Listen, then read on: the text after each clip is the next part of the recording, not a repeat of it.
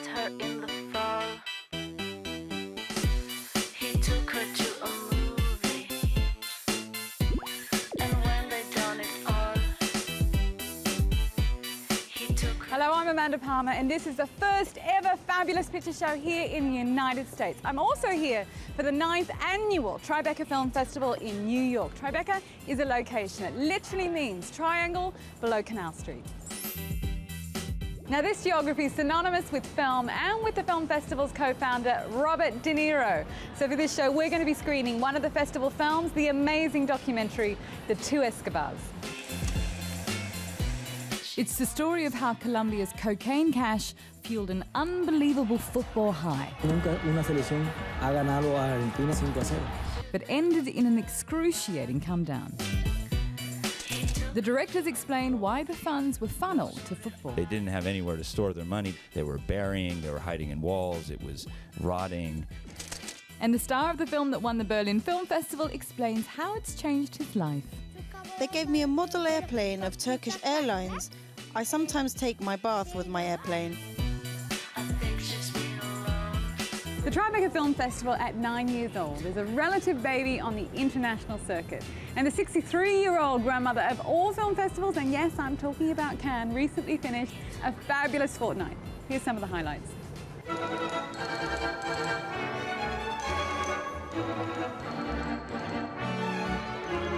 The tone was set early for this year's edition of the world's greatest film festival, when director Tim Burton, maestro of freaky filmmaking, was named president of the jury. It was an honor to be asked to do this, and so I've come here a few times in other capacities, and you know, there's something about the craziness of the whole thing, the surreal nature that I find very close to like making a movie. It's kind of like the place itself. The festival itself is like a production. It's a stage. Yes, completely. And it's a surreal, Fellini-esque world, you know. But the Fellini-esque scene on the red carpets led to something more Bergman-esque at the end of those carpets. Are there any themes that you find emerging this year, not even just in competition, but in this year's Cannes? It does seem like there's a very strong themes about family and you know, life and death. Mom! Lisa! He's not breathing! Call an ambulance! There are some heavy films on there this year. Of course, it's Cannes.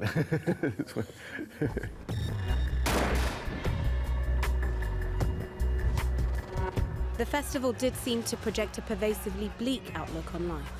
I do feel that it's a grim, painful, nightmarish, meaningless experience. Even the encouragingly titled My Joy turned out to be so not. Развлечься не желаете? And of course there were the inevitable controversies. The Croisette became a high-security zone for the premiere of Rashid Basharab's Outside the Law. It inflamed the French right by invoking the forgotten history of Algeria's resistance to colonial occupation. My movie is not a school. But my movie can ask a school why you don't change some history book. Meanwhile, the Italian government simmered over Dracula, which suggested that Prime Minister Silvio Berlusconi exploited the 2009 earthquake in L'Aquila for political capital. Ma e le donne dove sono? Tutti gay, tutti gay. La prossima volta che vengo a trovarvi le porto io le veline. But come closing night, the focus shifted to the verdicts of Tim Burton and his jury mates. This year's Palme d'Or goes to Uncle Bon Mi, who can recall past lives. The dreamlike film from Thailand's Spirit World took the top prize, the Palme d'Or. I would like to thank all the spirits and all the ghosts in Thailand. I just felt it was, you know, like a beautiful, strange dream that, you know, you don't see very often. France's Mathieu Amalric won Best Director for a bawdy look at a travelling burlesque show. It's our show! Yes, but it's my country. Javier Bardem won Best Actor honours for Alejandro González in Iñárritu's intense Beautiful. I share this happiness with my friend and companion in love, Penelope. I owe you a lot and love you very much. An award shared with Elio Germano for the Italian drama Our Life.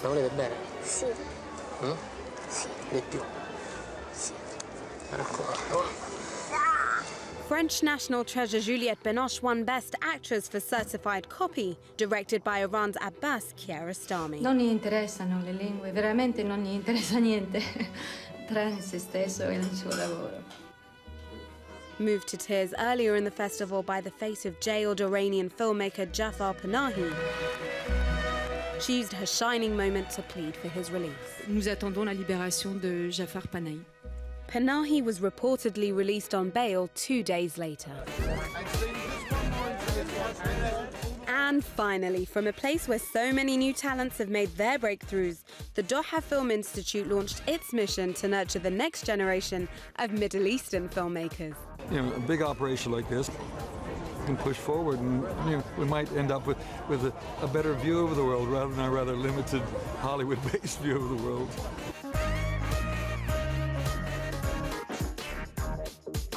I mean, no one can deny the importance of Cannes.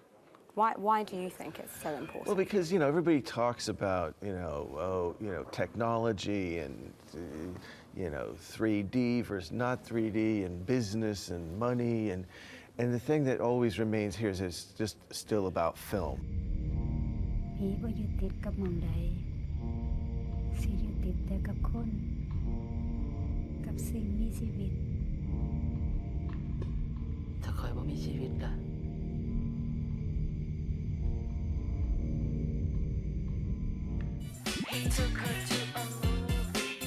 We've had a film festorama on this New York edition of the Fabulous Picture Show. We're in Tribeca, we've been to Cannes, so hey, why not head to the Berlin Film Festival, where the top prize is known as the Golden Bear, and this year it just happened to go to a film called Honey.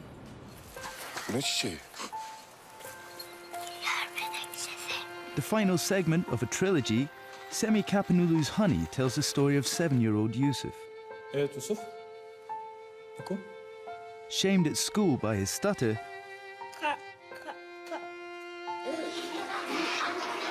Yusuf finds refuge collecting honey with his beekeeper father.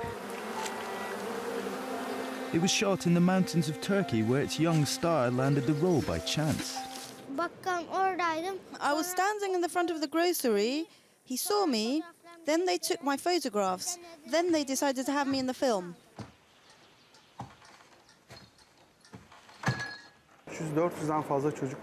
I interviewed at least 300, 400 kids. It's difficult to be with kids, to speak the same language. In fact, he knew how to read.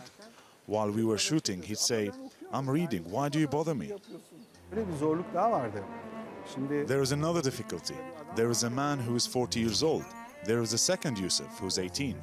And then him. Now, all of these have to have similar rhythm and tempo. Shooting in reverse order, Kapanulu first introduced Yusuf as the owner of an Istanbul bookstore. Yemek kitabı olabilir mesela, var mı? Şu aşağıda sağda olacaktı. When his mother dies, Yusuf returns to his hometown. Egg tells the story of a poet who's somewhat of a loser and a nihilist, but who recreates himself. Bir koç kesmeniz gerekiyor. Ya ben koç moç kesemem ki. An egg is something of the future. It will grow, break its shell, and something will come out of it. Milk tells the story of Yusuf at 18. Milk is about a young kid who leaves home. It's a metaphor about how we are torn away from the mother's milk, and hence physically from her body. Nereye dönecek bu ev?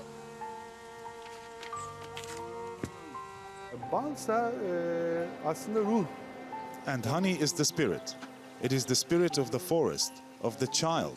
When we start to learn to read and write, we construct a different world. We gradually erase spiritual knowledge.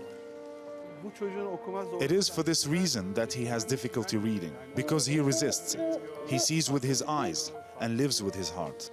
Tamam Yusuf. Daha sonra tekrar deneriz. It's psychoanalytical, because in order to understand today, we have to look at the past. Honey won this year's Berlin Film Festival, and so far, Bora's been enjoying the perks of fame. What did I like about the airplane?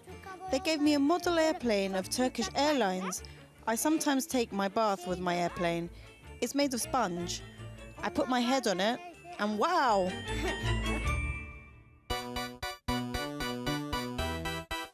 Join us in part 2 for this New York edition of the Fabulous Picture Show. We'll be inviting two fraternal filmmakers, Michael and Jeff Zimbalist, to screen their Tribeca Film Festival favourite, the Two Escobars. He met her in the fall.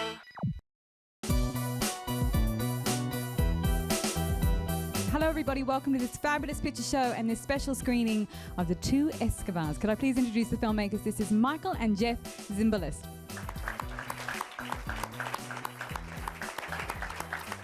This was quite an ordeal, you two. Tell us about how this film came about. It was an intense year traveling back and forth to Colombia, where Mike and I have worked before, a country that we fell in love with. So we didn't want to make a two-dimensional historical documentary, but rather to have very vibrant archives. So we ended up purchasing from 47 different archive sources to put this film together. So welcome, thank you all for coming out, and please enjoy the screening of the Two Escobars. The Two Escobars tells the incredible story of the world's biggest drug dealer, Pablo Escobar. Era tanto el dinero de Pablo que la revista Forbes lo sacó como uno de los hombres más ricos del mundo. He laundered so much cash through Colombian soccer that he propelled them from a footballing backwater Nunca una selección ha ganado a Argentina en el Monumental 5-0. to global player. But that success was also due to another Escobar, Andres. The defender who, like Pablo, no relation, came from the city of Medellín and rose diligently to the top. El primero en pegarle a las penas máximas, aquí está Maturana, Andrés Escobar. The brothers Zimbalist tell the Shakespearean story of how Colombia's poor embraced its drug lords. Cuando él se lanzó a la cámara, que la gente participara en favor de Pablo, y así fue como él llegó a la Cámara de Representantes. While the elite declared war and hunted Pablo Escobar. El Estado colombiano tiene toda la voluntad política de persistir en la lucha contra el narcoterrorismo y la organización criminal de Escobar. Meanwhile, everyone was behind the World Cup bid the drug lords funded, but would ultimately sabotage. Lo único que dijo fue, estamos amenazados nosotros todos.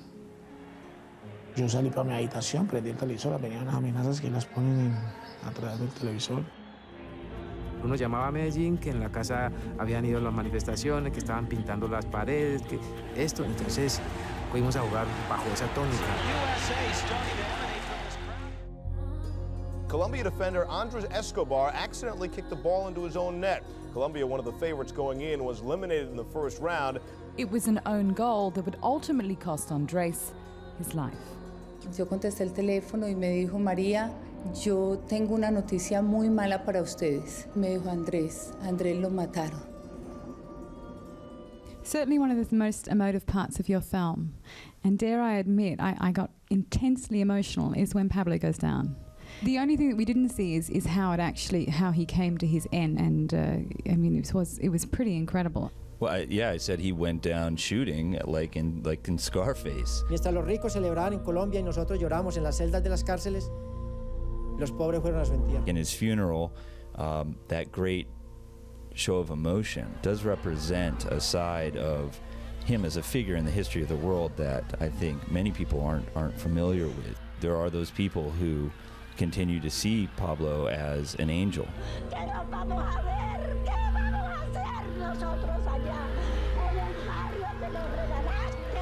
And there's actually many more who see him as completely a devil. There were a lot of benevolent acts that were shown by Pablo Escobar that really weren't reported by the American media, and it seems like he did a lot of grassroots support for sports. I did a film in Brazil before this called Favela Rising, and a lot of the work that the drug traffickers in the favelas of Brazil were doing was to gain the support of the community, because the community then became their support system. And when the police would come up into the hills, they now had somebody that would notify them ahead of time. Why? Because they were building them sports fields and teaching them music and creating all these alternatives. Se cree que es el criminal más rico del mundo. Su fortuna conseguida a base de exportar toneladas de cocaína a Europa y Estados Unidos se estima en más de $3,000 millones. In Colombia, the genesis of that involvement in sports was not just a deep love for the sport, but also a need to launder money. La única forma de legalizar ese dinero es a través de las lavanderías, de lavar el dinero. Y el fútbol mueve millones de dólares. They didn't have anywhere to store their money. They were burying, they were hiding in walls, it was rotting. They needed to find a way to legalize that money and also to legalize themselves in a certain sense in the face of their society. Un saludo muy especial para todos los deportistas y para toda la juventud del barrio Tejero. You guys don't go for the stereotypical vision of South America, and you also show both sides of the same story.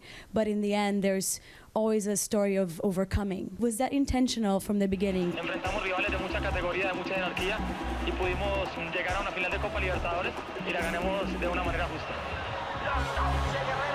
Andrés did have a vision for Colombia that should use sports and culture as a vehicle to transform the national image to something more positive. Los jugadores sabían exactamente quién eran los dueños del equipo. Iban a las haciendas de ellos y manejaban fiestas. I think he knew that there was a shortcut that could be taken by using illicit money, but he also knew that there was something wrong. And that's a lot of conviction and wherewithal to have when you're that young and you're being showered with fame and fortune for the first time, and you've got the pressure of a nation on your shoulders. Es grandísima la responsabilidad que todos tenemos.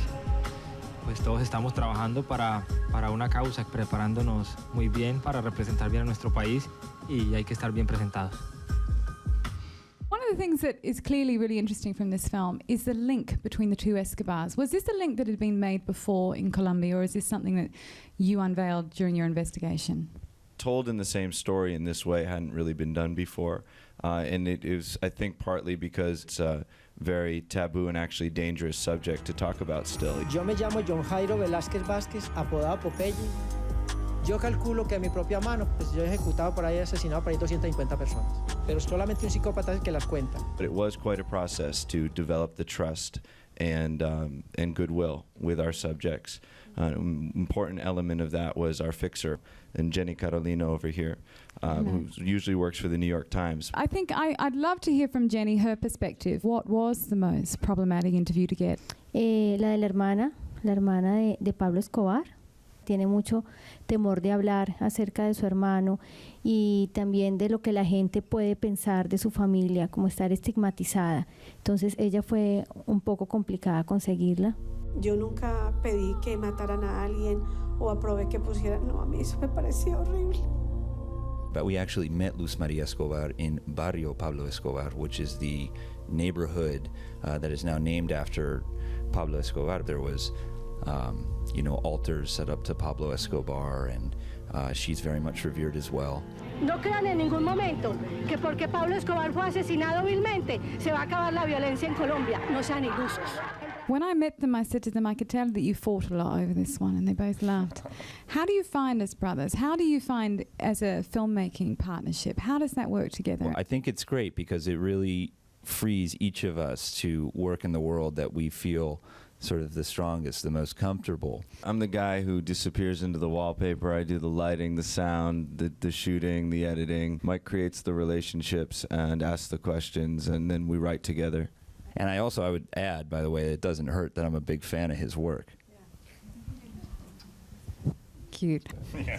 He's embarrassed. He's going to tell me to edit that out. I know. Cute, isn't it?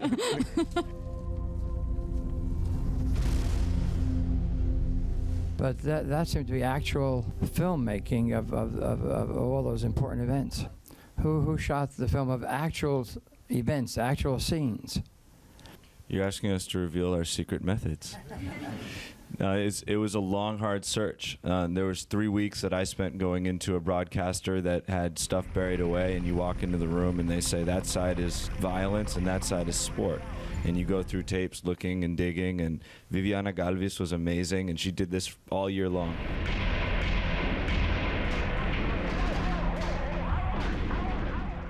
There's a shot of Pablo Escobar playing soccer. That was from a confiscated tape that was buried then on the prison grounds, I believe.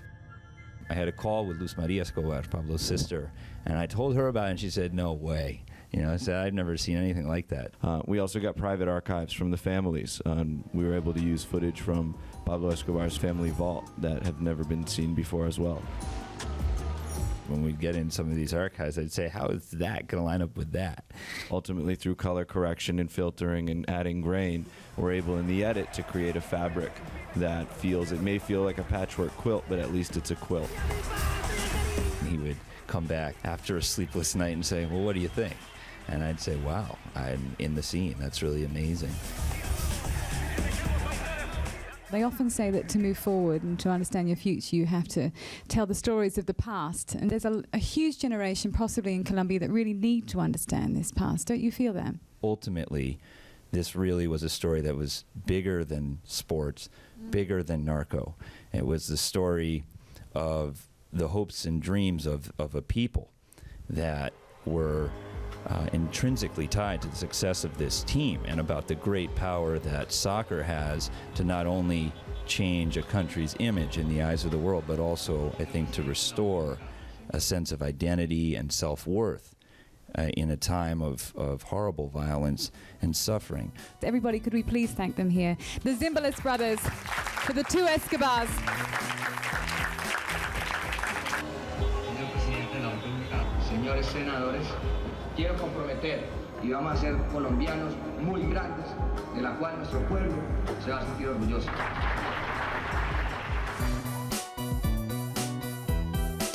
Well, that's it for this fabulous picture show. How are you two coping there, separated now? Well, we did ask to sit together, Amanda, but you insisted on sitting between us. Because I want to suggest to you a whole new idea. I think you should make a big feature film. Well, incidentally. We do have a project we're developing in Colombia. Jeff? It's called The Scribe of Urabá, and it's about the first peace community in Latin America, and it will be the next product coming out of the collaboration of myself and my brother. Jeff, will it be inspiring? Yes. Amanda, it will be inspiring. There you go. See you on the next fabulous picture show.